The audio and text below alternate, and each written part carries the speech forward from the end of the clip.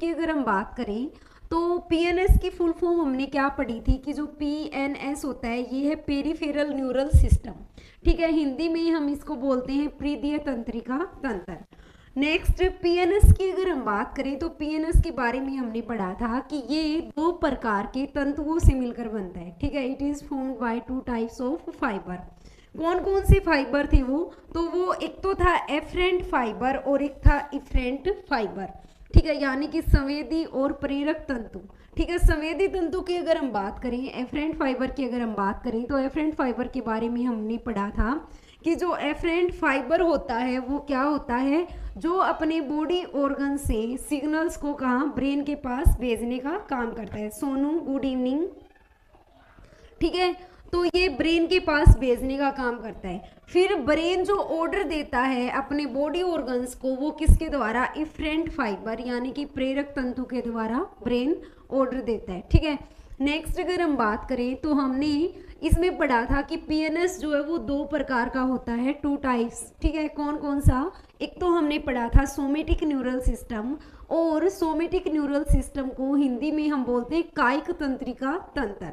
ठीक है, एक हमने पढ़ा था ऑटोनोमिक न्यूरल सिस्टम। ठीक है, सोमेटिक न्यूरल सिस्टम, और एक हमने पढ़ा था ऑटोनोमिक न्यूरल सिस्टम।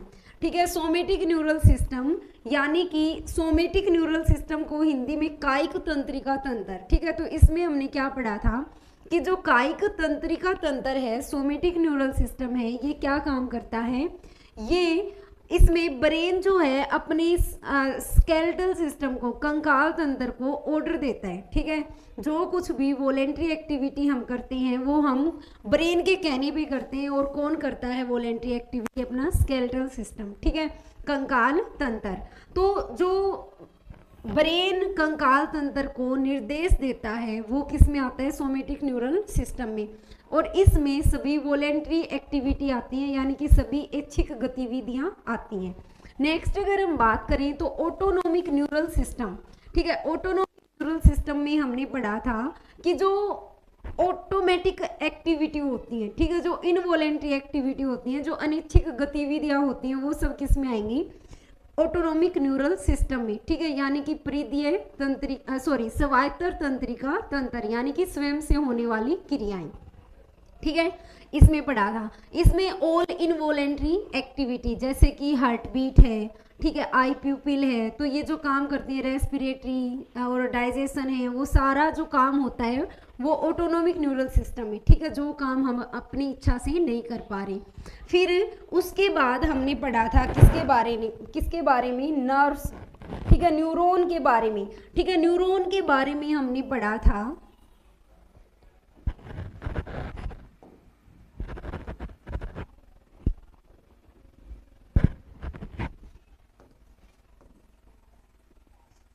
ठीक है, न्यूरॉन के बारे में हमने पढ़ा था कि जो न्यूरॉन है,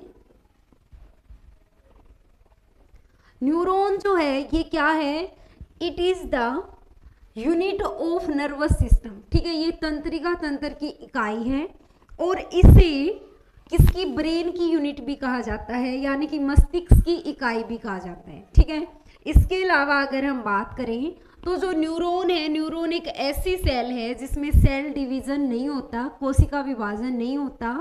तो नए न्यूरॉन जो है वो कहाँ से बनते हैं, स्टेम सेल से बनते हैं। ठीक है, फिर हमने पढ़ा था कि जो न्यूरॉन है इसका कार्य, ठीक है, इसका जो फंक्शन है वो क्या है, तो इसका फंक्शन हमने पढ़ा था कि ये एक तो सबसे पहले सिग्नल्स को डिडक्ट करती है, ठीक है, पहचानने का काम करती है, फिर उनको रिसीव्ड यानी कि प्राप्त करती है, और फिर उनको ट्रांसमिट करती है, आगे भेजने का काम करती है। फिर हमने न्यूरॉन के ना लास्ट क्लास में स्ट्रक्चर बनाया था और इसके पार्ट पढ़े थे। ठीक है, तो एक पार्ट हमने पढ़ा था डेंड्राइटिस।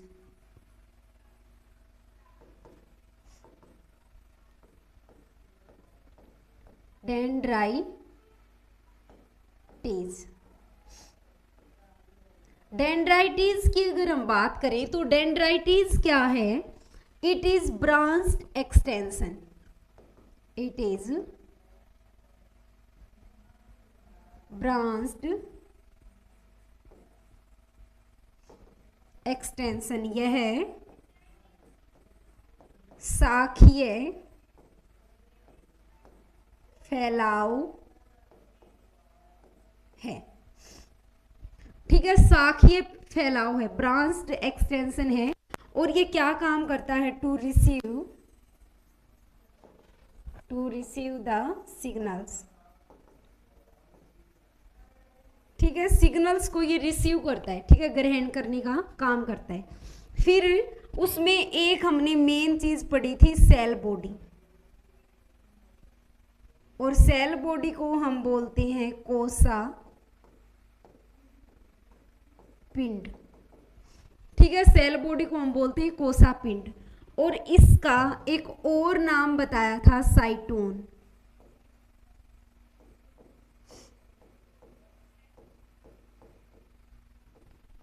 ठीक है, इसका एक और नाम है क्या? साइटोन। अब नेक्स्ट अगर हम बात करें तो सेल बॉडी जो होती है इसके अंदर क्या होती है? तो इसके अंदर एक तो क्या पढ़ा था? साइटोप्लाज्म।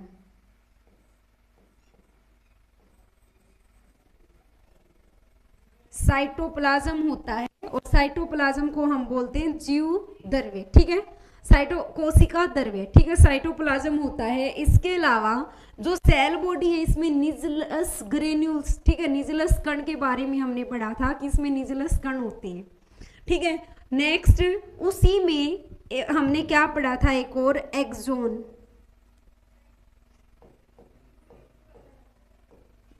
और जो ये एक्सोन है, एक्सोन के बारे में क्या पढ़ा था कि ये एक लॉन्ग फाइबर है, लंबा तंतु होता है, और जो क्या करता है, ये इसका क्या काम होता है? ट्रांसमिट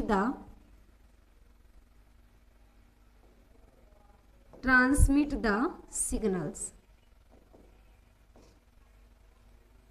ठीक है, सिग्नल्स को ये ट्रांसमिट करने का काम करता है। ठीक है, यहां तक किसी को कोई डाउट है?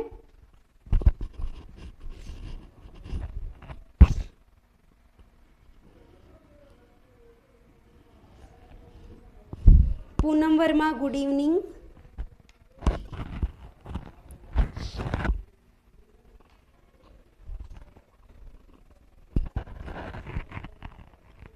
आवाज क्लियर है क्या?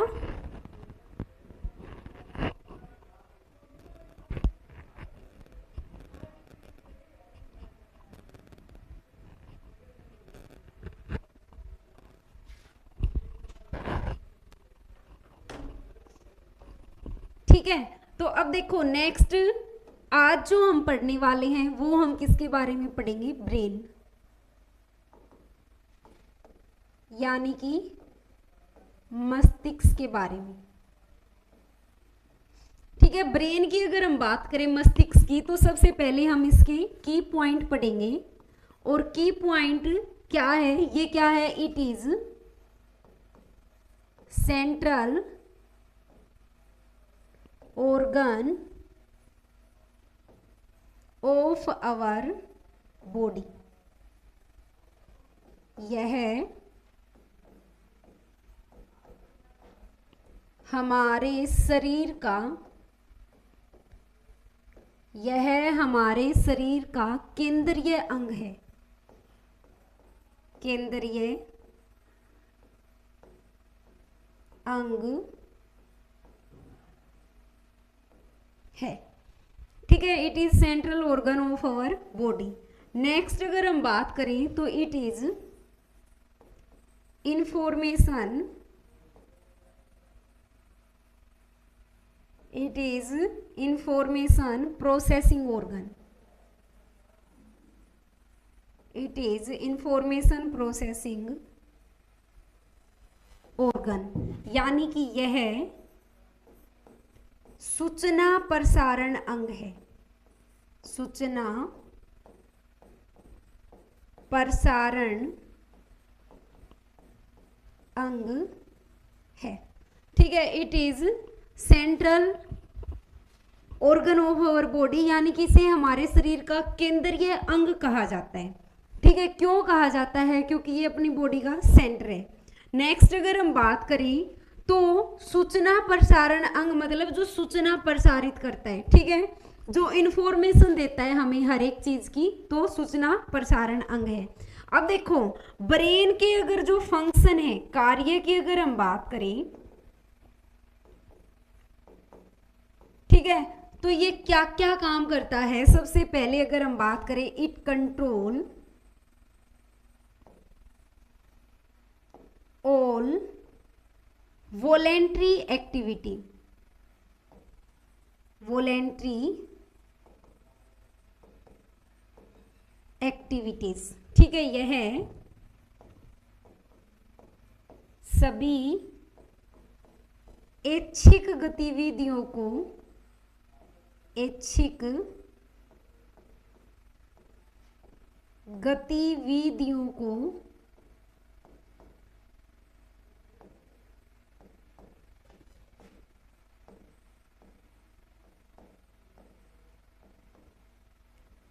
नियंत्रित करता है।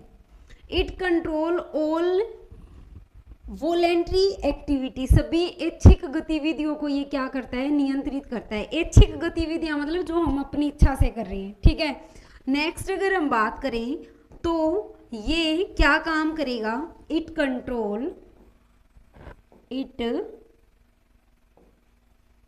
कंट्रोल ऑल इनवॉलेंट्री एक्टिविटी,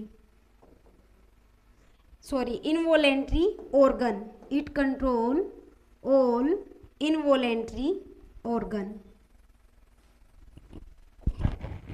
यह सभी अनैच्छिक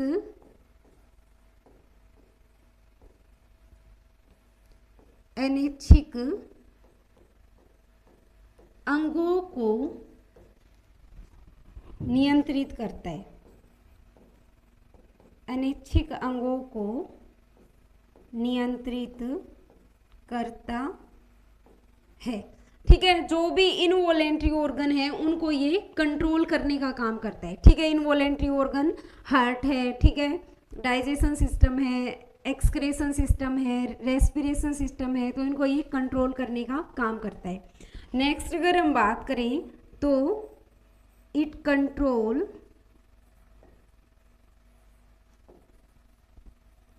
ऑल एंडोक्राइन ग्लैंड्स, यह सभी अंतःस्रावी ग्रंथियों को, अंतःस्रावी ग्रंथियों को नियंत्रित करता है, नियंत्रित करता है, ठीक है। सभी Sonu Goyal hello, VPS crazy ji के मैट्रिक्स गुड इवनिंग। आवाज क्लियर आ रही है क्या, ठीक है। तो ये सभी अंतःस्रावी ग्रंथि, आप देखो जो एंडोक्राइन ग्लैंड्स है, पिट्यूटरी ग्लैंड्स है, थायराइड, पैराथायराइड, जितनी भी ग्लैंड्स हैं वो क्या काम करती हैं, हार्मोन का सीक्रेशन करती हैं, हार्मोन का स्राव करती हैं, तो ये उन सब को क्या करता है, कंट्रोल करता है, ठीक है। नेक्स्ट अगर हम बात करें तो रिदम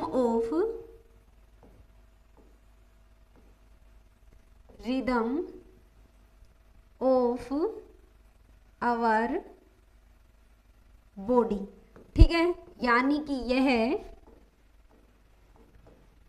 शरीर को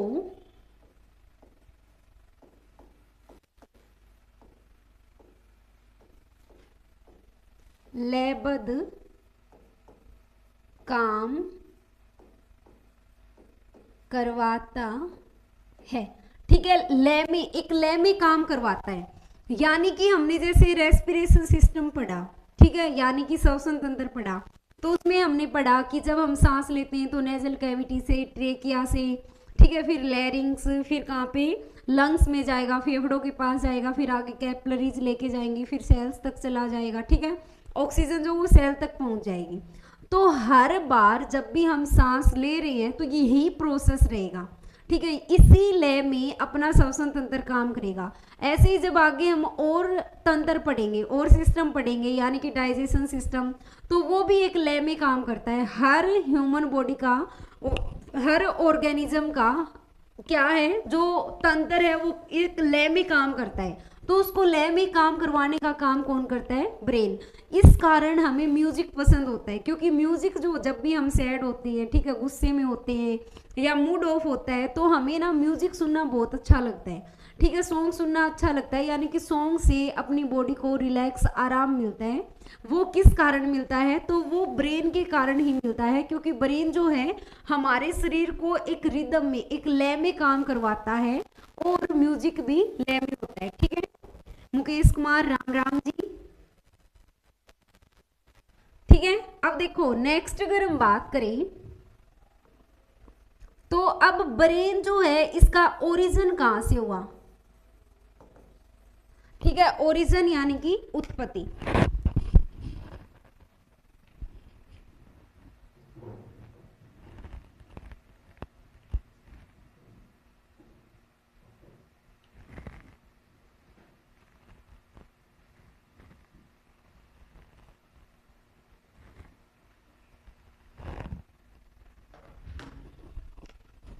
ठीक है, तो इसकी जो उत्पत्ति है वो कहां से होती है? एक्टोड्रम।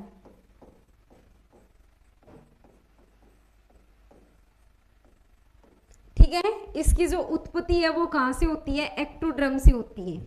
नेक्स्ट अगर हम बात करें, तो जो ब्रेन है इसका वेट कितना होता है अडल्ट्स में? ठीक है, तो इसका वजन जो है वो कितना होना चाहिए? 1300 से 1400 ग्राम।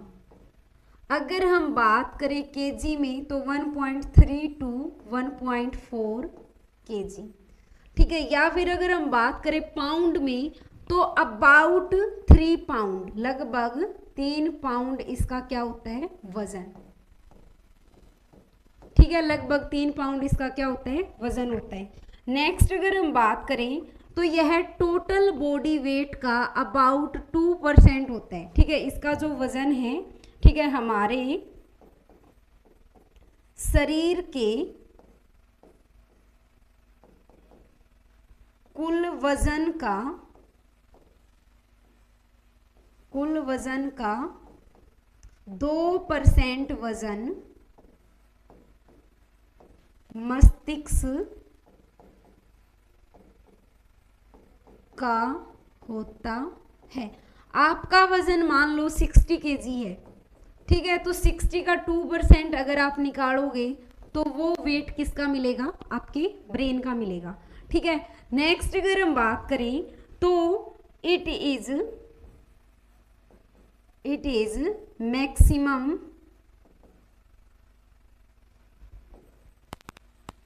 Gain oxygen organ. यह सबसे अधिक ऑक्सीजन ग्रहण करने वाला अंग है। ऑक्सीजन ग्रहण करने वाला अंग है।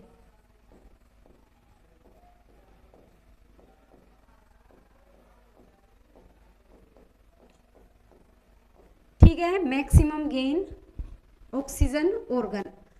अब चलो आप बताओ, एक क्वेश्चन बताओ कि कितनी ऑक्सीजन अकेला ये गेन करता है? लगभग कितने % ऑक्सीजन ब्रेन गेन करता है?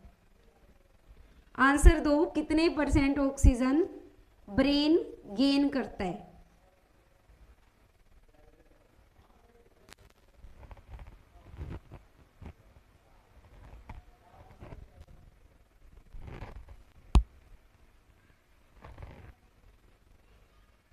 सोनू, साहिल, मुकेश, पूनम, आंसर दो।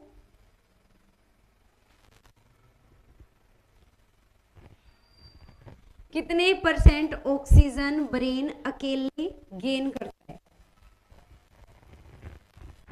देखो, ये लगभग कितना 20% ऑक्सीजन अकेले गेन करता है, ठीक है। 20% ऑक्सीजन ग्रहण करता है अकेले, ठीक है। नेक्स्ट अगर हम बात करें तो जो ब्रेन है ना, इसमें एक फ्लूइड भरा हुआ होता है, ठीक है। ब्रेन में CSF, ठीक है, CSF एक फ्लूइड भरा हुआ होता है जिसकी फुल फॉर्म होती है सेरेब्रो स्पाइनल फ्लूइड, ठीक है, सेरेब्रोस्पाइनल फ्लूइड। ये CSF जो है ये एक फ्लूइड है जो कहाँ होता है, अपने ब्रेन में होता है। अब अजय शाबाश, ठीक है, 20%। अब यहाँ पर अगर हम बात करें CSF की तो ये क्या काम करता है, it provide the nutrition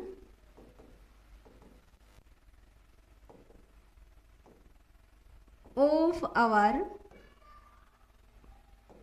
brain, ठीक है। CSF है जो हमारे मस्तिष्क में भरा हुआ होता है, ठीक है, फ्लूइड भरा हुआ होता है, तरल भरा हुआ होता है, और जो क्या काम करता है, प्रोवाइड करवाता है न्यूट्रिशन को हमारी बॉडी में, ठीक है। यानी कि यह हमारे शरीर में, हमारे मस्तिष्क में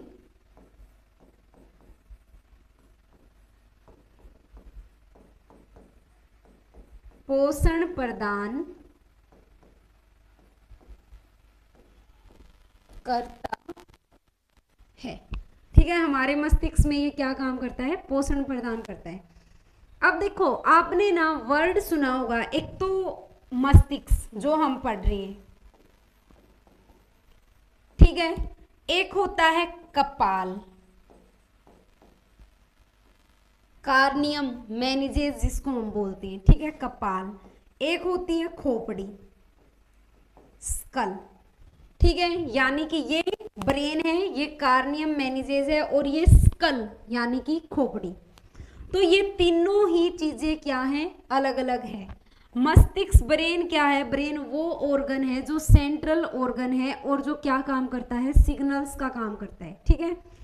कपाल क्या होता है, जो अपना मस्तिष्क है, ठीक है, अपना जो ब्रेन है, ब्रेन के ऊपर से एक लेयर होती है, ठीक है, इसके ऊपर एक परत होती है और उसको हम बोलते हैं कपाल, ठीक है। कपाल की 3 परतें होती हैं, एक तो जो ब्रेन से चिपकी हुई होती है, एक जो खोपड़ी से चिपकी हुई होगी, और एक बीच वाली, ठीक है। यानी जो कपाल है वो क्या है, जो ब्रेन के ऊपर की कवरिंग होती है, ठीक है, उसको हम क्या बोलते हैं, कपाल। अब खोपड़ी की अगर हम बात करें तो सकल खोपड़ी, आपने मूवीज वगैरह में देखा होगा तांत्रिक वगैरह को, वो एक खोपड़ी लिए हुए बैठे रहते हैं, ठीक है, तो वो स्कल होता है। अब वो खोपड़ी, उसमें ये चेहरा भी आता है, ठीक है, पूरा जो अपना फेस है, फेस वाला हिस्सा और ये ब्रेन वाला हिस्सा, ठीक है, तो वो पूरा आता है। अब खोपड़ी जो होती है ना, एग्जाम में यहाँ से क्वेश्चन पूछा जाता है खोपड़ी और कपाल से, क्या कि खोपड़ी में कुल कितनी अस्थियां होती हैं, ठीक है, यानी कि जो स्कल है इसमें टोटल कितनी बोन होती हैं। तो अगर खोपड़ी वर्ड यूज हुआ है तो खोपड़ी में होती है 22, ठीक है। और अगर पूछे कपाल में तो कपाल में कौन सी बोन आएंगी, खोपड़ी में तो फेशियल आता है, चेहरा भी आता है, ठीक है, तो चेहरे वाली बोन को निकाल के कपाल में कितनी आएंगी, 8, ठीक है। अपने कपाल में हड्डियों की संख्या होती है 8, और अगर हम बात करें किसकी, खोपड़ी की, तो खोपड़ी में होती है 22 अस्थियां, ठीक है, 22 हड्डियां होती हैं, ठीक है। और 14 किस में होती हैं, चेहरे में होती हैं, ठीक है, 14 हड्डियां हैं वो कहाँ होती हैं, चेहरे में। तो अब हम ब्रेन के पार्ट्स पढ़ेंगे कि ब्रेन के कौन कौन से पार्ट होते हैं, किसका क्या काम होता है। यहां तक किसी को कोई डाउट है, कोई डाउट है तो एक बार कमेंट करके बता दो। सब ओके है यहां तक,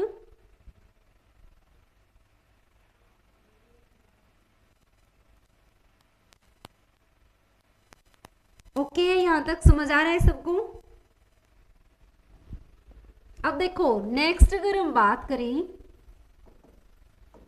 ब्रेन यानी कि मस्तिष्क, ठीक है, तो इसको हम कितने पार्ट्स में डिवाइड करके पढ़ते हैं, इसको हम करते हैं 3 पार्ट्स में डिवाइड।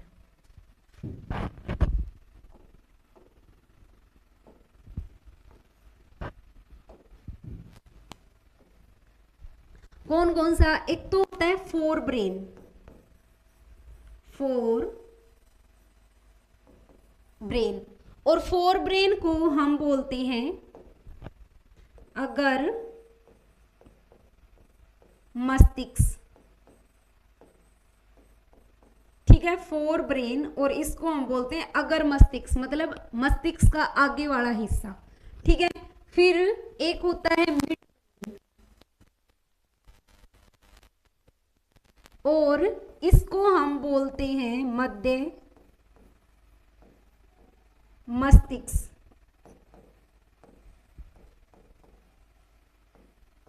ठीक है। और एक होता है हिंड ब्रेन, इसको हम बोलते हैं पश्च मस्तिष्क। पश्च मस्तिष्क मतलब पीछे का भाग, ठीक है। मध्य मस्तिष्क मतलब बीच वाला भाग। अब जो फोर ब्रेन है ये फिर से 3 पार्ट्स में डिवाइड है, ठीक है। एक तो होता है सेरेब्रम, ठीक है, सेरेब्रम। एक होता है थैलेमस,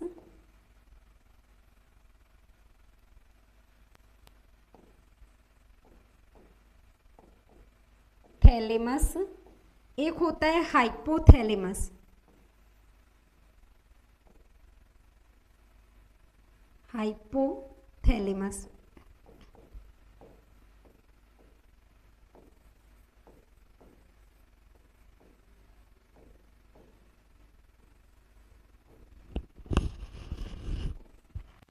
ठीक है, सेरेब्रम, थैलेमस और हाइपोथैलेमस। हिंड ब्रेन के भी 3 पार्ट्स हैं, कौन कौन सा, एक तो होता है पोन्स,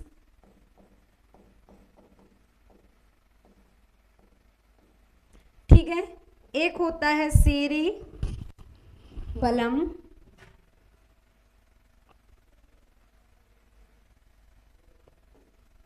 ठीक है, सेरेबलम। और तीसरा क्या है, मेडुला ओब्लोंगेटा, ठीक है। ये है मेडुला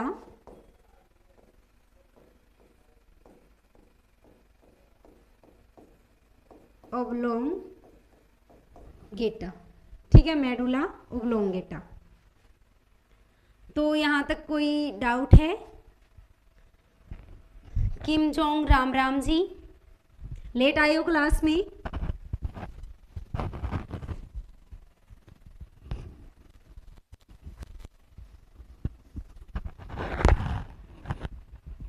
अब देखो, पहले ना हम इनको थोड़ा सा पढ़ लेते हैं, फिर इनके बारे में लिखेंगे। मस्तिष्क के, ब्रेन के जो पार्ट हैं, इनमें अगर हम बात करें सबसे बड़े पार्ट की, ठीक है, सबसे लार्जेस्ट पार्ट की, तो वो होता है सेरेब्रम, ठीक है। इन सब में सबसे बड़ा भाग कौन सा है? सेरेब्रम है। क्यों है सबसे बड़ा भाग? क्योंकि ब्रेन के जो बड़े बड़े काम हैं वो सेरेब्रम में ही है, ठीक है। सबसे बड़े बड़े काम मतलब सबसे पहला काम है बुद्धिमत्ता, यानी इंसान को अच्छे से सरवाइव करने के लिए उसके पास बुद्धि का होना बहुत जरूरी है, ठीक है। बुद्धिमत्ता यानी कि इंटेलिजेंसी, आईक्यू लेवल, ठीक है, इंटेलिजेंट होना क्या है? जरूरी। तो अगर कोई ज़्यादा इंटेलिजेंट है तो उसका सेरेब्रम बहुत अच्छा है, कोई कम इंटेलिजेंट है तो सेरेब्रम अच्छे से विकसित नहीं हुआ, ठीक है। सेरेब्रम जो है वो अच्छे से विकसित नहीं हुआ, तो वो सेरेब्रम के कारण है। नेक्स्ट अगर हम बात करें तो जो सेरेब्रम है, इसी से हमें कॉन्शियस, जो चेतना शक्ति होती है, ठीक है, वो भी किस में आती है? सेरेब्रम में। नेक्स्ट अगर हम बात करें तो सेरेब्रम से ही क्या, स्मरण शक्ति, ठीक है, जो याददाश्त होती है, जो मेमोरी होती है, ठीक है, वो भी कहाँ से? सेरेब्रम से। किसी की अच्छी याददाश्त है तो सेरेब्रम जो है वो क्या है? अच्छे से विकसित हुआ है, ठीक है, अच्छे से काम कर रहे हैं। अगर याददाश्त कमजोर है तो सेरेब्रम जो है इसमें क्या है? अच्छे से विकसित नहीं हुआ, ठीक है। तो सेरेब्रम सबसे बड़ा भाग है, लार्जेस्ट पार्ट है। एग्जाम में ऐसे भी क्वेश्चन पूछा जाता है कि सेरेब्रम कौन से मस्तिष्क का हिस्सा है, ठीक है, किस मस्तिष्क का, किस ब्रेन का पार्ट है? तो ये 4 ब्रेन का है। फिर आता है थैलेमस। अब थैलेमस की अगर हम बात करें तो थैलेमस भी किसका भाग है, ये फोर ब्रेन का ही भाग है। सुमन गुड इवनिंग। किम जोंग हमारे यहाँ ऐसा ही होता है। क्या होता है किम जोंग? ठीक है, तो देखो थैलेमस जो है, थैलेमस क्या काम करता है? थैलेमस सबसे पहले तो ये टेम्परेचर का जो हमें अनुभव होता है, तापमान का जो हमें पता चलता है। प्रीति गुड इवनिंग। तापमान हमें किससे फील होता है? अब देखो सर्दी में हमें सर्दी लगती है, गर्मी में हमें गर्मी लगती है, तो वो सब किसके कारण पता चलता है? थैलेमस के कारण। अगर किसी को सर्दी में सर्दी फील नहीं हो रही, गर्मी में गर्मी का अनुभव नहीं हो रहा, तो उसका जो थैलेमस है वो विकसित नहीं हो रहा, ठीक है, वो काम नहीं कर रहा। नेक्स्ट अगर हम बात करें तो जो थैलेमस होता है ना, ये क्या काम करता है? टच यानी कि स्पर्श का अनुभव, कि मान लो हम यहाँ ऐसे खड़े हैं, अब पीछे से कोई आके एकदम सिर पे हाथ रख दे तो बिना देखे ही हमें ये पता चल जाता है कि किसी ने हमारे सिर को टच किया है, ठीक है, हमारे सिर को, हेड को स्पर्श किया है। तो वो किसके कारण पता चलता है? थैलेमस के कारण पता चलता है, ठीक है। नेक्स्ट अगर हम बात करें तो पेन यानी दर्द की जो हमें अनुभूति होती है, ठीक है, दर्द का हमें पता चलता है, तो वो भी हमें किसके कारण पता चलता है? थैलेमस के कारण पता चलता है। यहाँ तक कोई डाउट है? देखो बता देती हूँ, सेरेब्रम सबसे बड़ा भाग है। क्यों है? क्योंकि इंटेलिजेंसी, आईक्यू, बुद्धिमत्ता किसके कारण आती है? सेरेब्रम के कारण। स्मरण शक्ति जो है, याददाश्त जो है, वो भी किसके कारण? सेरेब्रम के कारण। कॉन्शियसनेस यानी कि जो चेतना शक्ति होती है, वो भी किसके कारण है? सेरेब्रम के कारण है। नेक्स्ट अगर हम बात करें थैलेमस की, तो थैलेमस जो है वो ब्रेन का वो भाग है जिसके द्वारा हमें टेम्परेचर का अनुभव होता है, ठीक है, तापमान का हमें पता चलता है। अब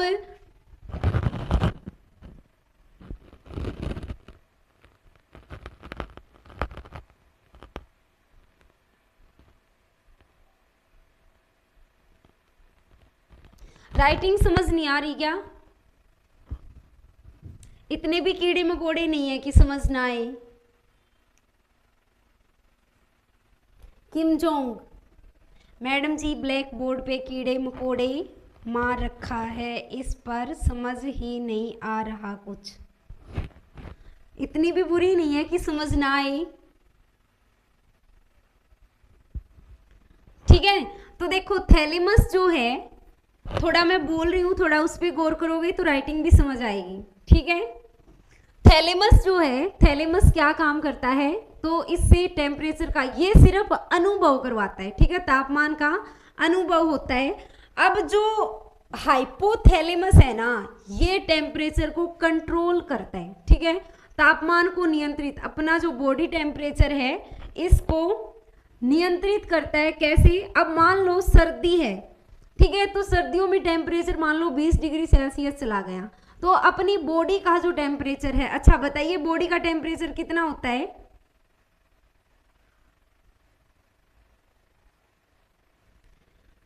शरीर का सामान्य तापमान कितना होता है? बॉडी का टेम्परेचर बताइए एक बार।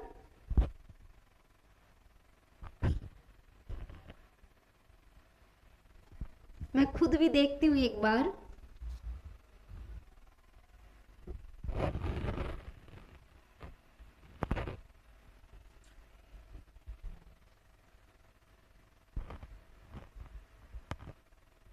शरीर का सामान्य ताप कितना होता है? बॉडी का जो नॉर्मल टेम्परेचर है वो कितना होता है बताइए? 37 क्या होता है?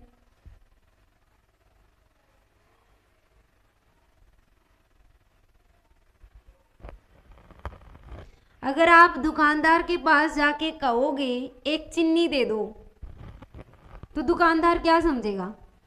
कितनी देनी है? एक देनी है, एक दाना चीनी का, या 1 किलो दूं, या 1 ग्राम दूं? तो ये 3798.6 किम जोंग प्रीति ये क्या है?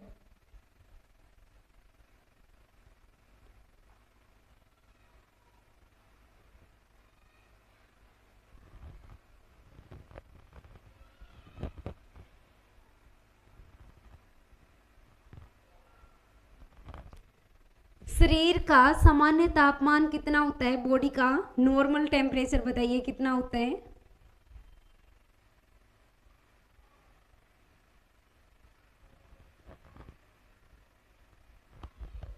37 डिग्री सेल्सियस। ठीक है, शाबाश। 37 डिग्री सेल्सियस होता है। अब देखो हाइपोथैलेमस ना इसको कंट्रोल करता है। कंट्रोल कैसे? कि मान लो सर्दियों में टेम्परेचर 20 डिग्री सेल्सियस चला गया, तो क्या अपनी बॉडी का टेम्परेचर भी 20 डिग्री सेल्सियस हो जाएगा? नहीं ना, बॉडी का टेम्परेचर तो 37 डिग्री सेल्सियस ही रहेगा। गर्मियों में मान लो 65 डिग्री सेल्सियस चला जाए, तो क्या बॉडी का भी 65 जाएगा? नहीं, बॉडी का तो कितना रहेगा? 37 ही रहेगा। थैलेमस से हमें तापमान का अनुभव होता है कि सर्दी लग रही है, गर्मी लग रही है। हाइपोथैलेमस तापमान को नियंत्रित करता है। अब ये जो हाइपोथैलेमस है ना, ये क्या है? ब्रेन को होता तो ये छोटा सा पार्ट है, ठीक है, ब्रेन का होता तो ये छोटा सा पार्ट है, लेकिन अगर हम हाइपोथैलेमस की बात करें तो ये अगर डिस्टर्ब हो जाए तो पूरी बॉडी को, आसपास वालों को, सबको डिस्टर्ब कर देता है। ठीक है, क्यों कर देता है? क्योंकि भूख और प्यास का जो नियंत्रण है, हंगर एंड थ्रस्ट का जो कंट्रोल है, वो कौन करता है? हाइपोथैलेमस करता है। ठीक है, हाइपोथैलेमस से हमें भूख और प्यास को, अगर आपको भूख लगी हुई है, ठीक है, तो अगर कंट्रोल तो हो रहा है तो ठीक है, वरना अगर भूख कंट्रोल नहीं हो रही तो क्या आप पढ़ पाओगे? काम में ध्यान लग पाएगा? नहीं लग पाएगा। ठीक है, आपका बार बार ध्यान जाएगा क्या? कि भूख लगी हुई है। ठीक है, नेक्स्ट अगर हम बात करें तो ये नींद और सोने और जगने के चक्कर को कंट्रोल करता है, स्लीपनेस एंड अवेकनेस। ठीक है, सोने और जगने के चक्कर को ये क्या करता है? कंट्रोल करता है। कैसे? कि अब आपको कंट्रोल तो हो रहा है तो ठीक है, वरना मान लो कि आपको नींद आ रही है तो क्या आप काम कर पाओगे, पढ़ पाओगे? नहीं ना, आपका काम में मन नहीं लगेगा, ध्यान नहीं लगेगा। ठीक है, तो ये नींद और उठने के, ठीक है, चक्कर को क्या करता है? नियंत्रित करता है। नेक्स्ट अगर हम बात करें तो जो हाइपोथैलेमस है ये क्या काम करता है? जो भावनाएं होती है, फीलिंग्स जो होती हैं, उनको कंट्रोल करता है। फीलिंग्स मतलब लव, हेट, एंग्री, ठीक है, कि भाई जो गुस्सा है, ठीक है, प्यार है, नफरत है, तो उनको भी, फीलिंग्स को भी कंट्रोल में कौन करता है? हाइपोथैलेमस। अब मान लो आपको गुस्सा आ गया, ठीक है, तो गुस्से में आप कुछ भी बोल सकते हो, कुछ भी कह सकते हो, ये नहीं देखते सामने टीचर है, पेरेंट्स है, लेकिन आपको थोड़ा सा कंट्रोल में तो फिर भी रहना पड़ेगा। ज़्यादा तो फिर भी नहीं बोल सकते कि भाई मान लो गुस्से में हो, पेरेंट्स के सामने अगर ज़्यादा बोलोगे तो घर से निकाल देंगे, टीचर्स के सामने अगर ज़्यादा बोलोगे तो क्लास से निकाल देंगे। तो आपको पता है आपका हाइपोथैलेमस जो है वो इसको क्या करेगा? कंट्रोल में करेगा। अगर कंट्रोल नहीं हो रहा, कंट्रोल नहीं कर पा रहे, ठीक है, तो यानी आपका जो हाइपोथैलेमस है वो आपके कंट्रोल में नहीं है। ऐसे ही अगर हम बात करें किसकी? नफरत की, ठीक है, तो अगर किसी से हेट करने लग जाए तो उसकी हमें पॉजिटिविटी दिखाई नहीं देती, फिर हमें उसकी नेगेटिव चीज़ें ही दिखाई देती हैं। ऐसे ही लव, बोलते हैं ना लव इज़ ब्लाइंड, कि प्यार अंधा होता है। तो वो प्यार अंधा क्यों होता है? क्योंकि उसमें भी हमें नेगेटिविटी दिखाई नहीं देती कि भाई अगला अब कौन है, क्या कर रहा है। ठीक है, तो ये हाइपोथैलेमस है। यहाँ तक किसी को कोई डाउट है तो बोलिए।